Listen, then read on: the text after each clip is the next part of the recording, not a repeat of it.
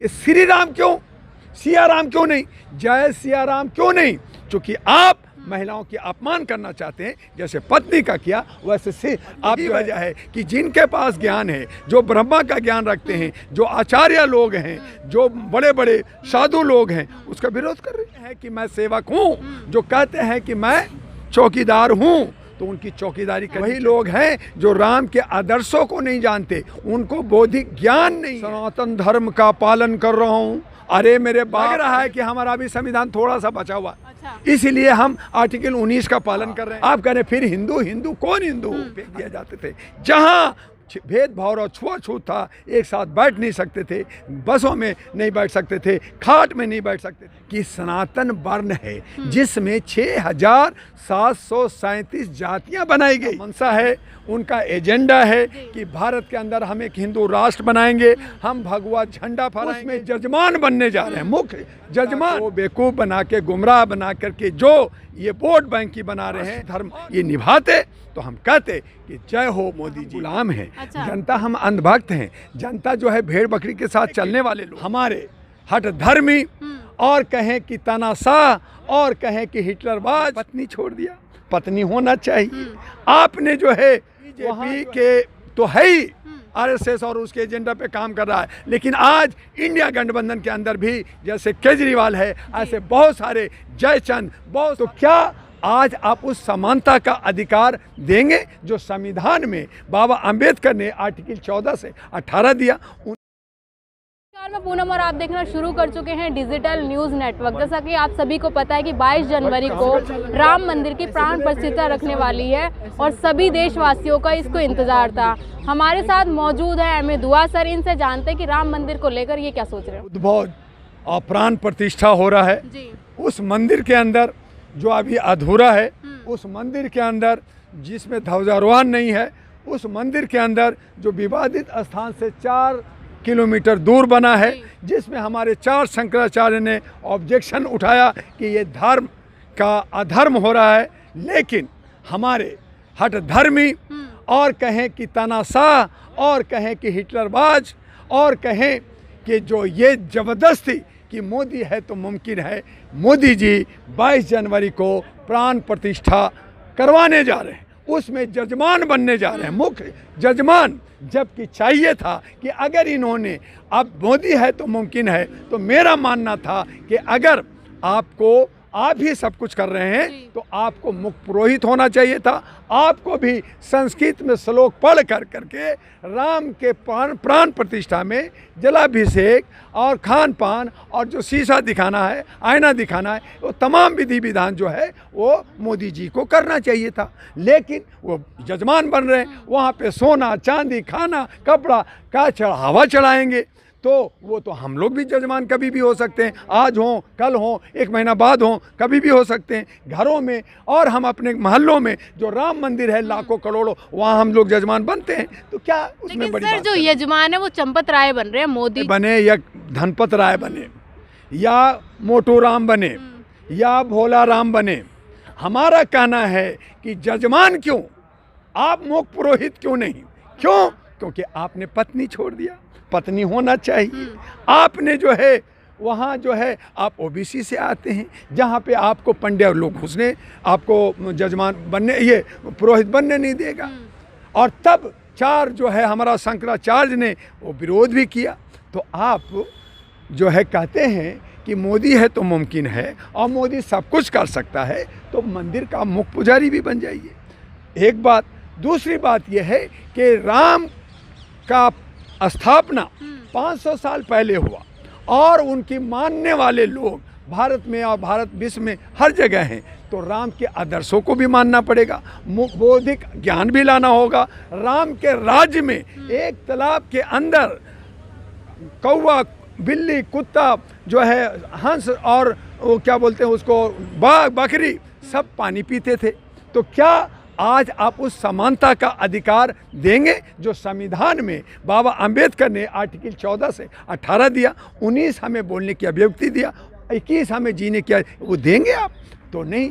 आप क्या करेंगे? जहां राजतंत्र चलाना चाहिए, जो जनता का राज करना चाहिए, जिसके जनता के लिए हितैषी होना चाहिए, 150 करोड़ का आप देश का प्रधानमंत्री है, चाहे हिंदू हो या मुसलमान, सिख हो या ईसाई या कोई अन्य भाषा हो, सबके प्रधानमंत्री हैं। लेकिन आपको सिर्फ श्री राम नजर आ रहा है। श्री राम, पूरा देश तो सर खुश है, दिवाली मनाएंगे 22 जनवरी को। जनता चूंकि जनता हम गुलाम हैं, अच्छा। जनता हम अंधभक्त हैं, जनता जो है भेड़ बकरी के साथ चलने वाले लोग हैं, हम भेड़ों की तरह चलने वाले लोग, तो हम खुश हैं। लेकिन आप जरा सा देखिए ना, जरा सोचिए ना, आप जर्नलिस्ट लोग हैं कि श्री राम क्यों, सिया राम क्यों नहीं, जय सिया राम क्यों नहीं? क्योंकि आप महिलाओं की अपमान करना चाहते हैं, जैसे पत्नी का किया वैसे आप जो है राम जी की पत्नी सिया को बेइज्जत करके आप जो है सिया को हटा के श्री राम कर रहे हैं। अरे श्री सिया राम बात कीजिए। हम पूजा करते हैं, हर जगह घर में लिखा जाता है, तो लिखा जाता है, बोला जाता है जय सिया राम, और क्या लिख रहे हैं आप? जय श्री राम। तो सिया गई, तो महिला का सम्मान करते हैं। कहाँ मोदी? तो सिया कहाँ गई? क्यों गई? क्योंकि वो बिहारी थी, वो बिहार से थी, जनकपुरी से थी, इसीलिए आप भी इज्जत कर रहे हो। आपसे मैं पूछना चाहता हूँ, ये ज्ञान की चीज़ है, लोगों के पास ज्ञान तो है नहीं, वो तो दिमाग के पैदल हैं। हम बोल रहे हैं, हम ज़्यादा बोलेंगे तो हमें जो है अंदर कर देंगे, हमारे पिछवाड़े पे डंडे मारे जाएंगे, तो हम भी डरे हुए हैं। बोल तो रही हो ना आप भाई, मेरे थोड़ी सी, क्योंकि लग रहा है कि हमारा भी संविधान थोड़ा सा बचा हुआ, इसीलिए हम आर्टिकल 19 का पालन कर रहे हैं। बोलने की अभिव्यक्ति है, जिस दिन आर्टिकल 19 खत्म हो जाएगा, हमारी अधिकार खत्म हो जाएगा। हमारा जो राजतंत्र होना चाहिए, जब धर्म तंत्र उसको बदल दिया, राज धर्म, राज धर्म यानी राज करने का धर्म का दायित्व जो देश के प्रधानमंत्री और कैबिनेट मंत्रियों को दिया गया, जो कहते हैं कि मैं सेवक हूँ, जो कहते हैं कि मैं चौकीदार हूँ, तो उनकी चौकीदारी करनी चाहिए। लेकिन राजधर्म ना मना के उसका उल्टा कर दिया। क्या किया? धर्म राज, यानी धर्म के नाम पे मैं राज करूँगा। 14 में राम के नाम पे आए, 19 में ईवीएम के नाम पे आए। अब देखा ईवीएम कहीं बंद ना हो जाए, कहीं ये लोग हो हंगामा करके ये वकील लोग गड़बड़ ना कर दें, ये सारे सामाजिक कार्यकर्ता गड़बड़ ना कर दें। तो इन्होंने कहा कि यार जल्दी जल्दी फिर को राम को लाओ, तो राम को ला रहे। तो इसीलिए जनता को बेवकूफ़ बना के, गुमराह बना करके जो ये वोट बैंक की बना रहे हैं और ईवीएम में चोरी करके, डकैती करके राज करने का इनकी सिर्फ नियत है। धर्म, अगर राष्ट्र धर्म ये निभाते तो हम कहते कि जय हो मोदी जी। लेकिन ये जनता कह रही है कि जो राम को लाए हम उनको लाएंगे, 2024 में फिर से मोदी जी आएंगे। या वही तो हैं जो अंधभक्त लोग हैं, वही लोग हैं जो नहीं जानते, वही लोग हैं जो राम के आदर्शों को नहीं जानते, उनको बौद्धिक ज्ञान नहीं है। और यही वजह है कि जिनके पास ज्ञान है, जो ब्रह्मा का ज्ञान रखते हैं, जो आचार्य लोग हैं, जो बड़े बड़े साधु लोग हैं, उसका विरोध कर रहे हैं। और योगी जी कह रहे हैं 400 पार होगा इस बार। लेकिन जनता कौन जनता? आप कह रहे फिर हिंदू कौन हिंदू? अरे मैं बार बार आपके चैनल से कह रहा हूँ कि ब्राह्मण कहता मैं ब्राह्मण हूँ, क्षत्रिय कहता मैं क्षत्रिय हूँ, वैश्य कहता मैं वैश्य हूँ, जैन कहता मैं जैन हूँ, बौद्धिस्ट कहता मैं बौद्धिस्ट हूँ, क्रिश्चियन कहता मैं क्रिश्चियन हूँ, मुसलमान कहता मैं मुसलमान हूँ, और जो सिख कहता मैं सिख हूँ। तो कौन है हिंदू? बुलाइए ना मेरे सामने, है हिंदू कौन? आपने तथाकथित रूप से एक समुदाय को कह दिया ये हिंदू है, मैं हिंदू राज रहूंगा, हिंदू धर्म। अरे हिंदू धर्म नहीं है, तो कुछ नहीं है हिंदू राष्ट्र से। अगर हिंदू राष्ट्र आएगा तो फिर वही वाली बात है कि हिंदू जब है ही नहीं कुछ, हिंदू कोई मतलब ही नहीं रखता, आप जबरदस्ती थोप दिया कि भैया हमने जो है, हमने जैसे कहा कि ये सारे के सारे जो मनी माफिया, मीडिया मनी और माफिया ईवीएम ये मिल कर करके कौवा बने हैं। तो भैया वो इंसान है, कौवा हम कह रहे हैं, तो आप जो इसी तरह से हिंदू कह रहे, तो हिंदू कोई चीज़ नहीं है, सनातन धर्म नहीं है, वर्ण है, ये जान लीजिए। लेकिन सारे के सारे खास कर करके पंडित लोग, मैं सनातन धर्म का पालन कर रहा हूँ। अरे मेरे बाप पहले पढ़ तो ले। योगी जी कहते हैं कि सनातनी धर्म है, बाकी कोई धर्म नहीं, बाकी उपासना है। यही तो ज्ञान नहीं है, यही तो उन्होंने वेद पुराण पढ़ा नहीं, पढ़ते तो जानते ना कि सनातन वर्ण है जिसमें 6737 जातियां बनाई गई।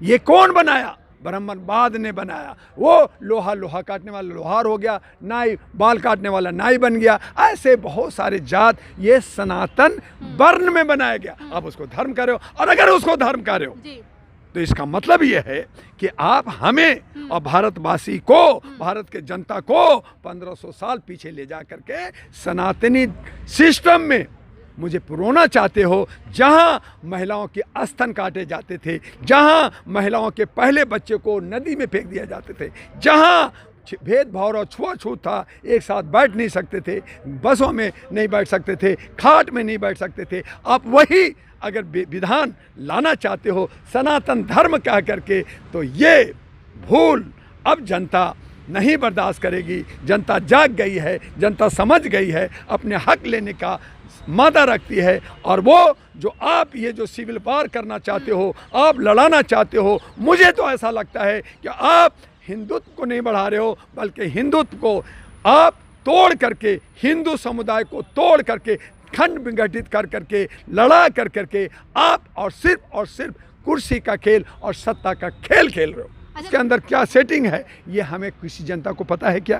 तो नहीं है। तो इसीलिए कहा ईवीएम हटाओ, बैलेट लाओ, और अगर बैलेट से चुनाव होता है तो दूध का दूध पानी हो जाएगा। फिर पता चल जाएगा कि ये राम के नाम पे जीते या हिंदुत्व के नाम पे जीते, या जो लॉलीपॉप दिया, बड़ी सारी योजना परियोजना दिया, चावल दिया, छूट दिया, उस पे जीते, या फ्री के राबड़ी पे जीते। तो आज केजरीवाल लोकपाल लाना चाहता था, आज जो है वो जो है सब जगह जो है यज्ञ करा रहा है और कर रहा है। 22 तारीख को सभी विधानसभा में हम जो है कुंड और यज्ञ कराएंगे। तो कहीं ना कहीं योगी क्या है, केजरीवाल भी मोदी जी की राह पे चल रहे हैं। बिल्कुल सही कहा, बिल्कुल सही कह रहे हैं आदरणीय जर्नलिस्ट महोदय कि आज बीजेपी के तो है ही आरएसएस और उसके एजेंडा पे काम कर रहा है, लेकिन आज इंडिया गठबंधन के अंदर भी जैसे केजरीवाल है, ऐसे बहुत सारे जयचंद, बहुत सारे छुपे हुए लोग जो आरएसएस के इशारे पे काम कर रहे हैं। और ऐसी हालत में जब हम बटे रहेंगे, असंगठित रहेंगे, तब आप जो है देख लीजिए। तो आप अगर ऐसे रहेंगे तो मोदी जी ने ठीक ही कहा है कि तुम असंगठित हो, तुम टुकड़े हो, इसलिए मैं राज करूंगा।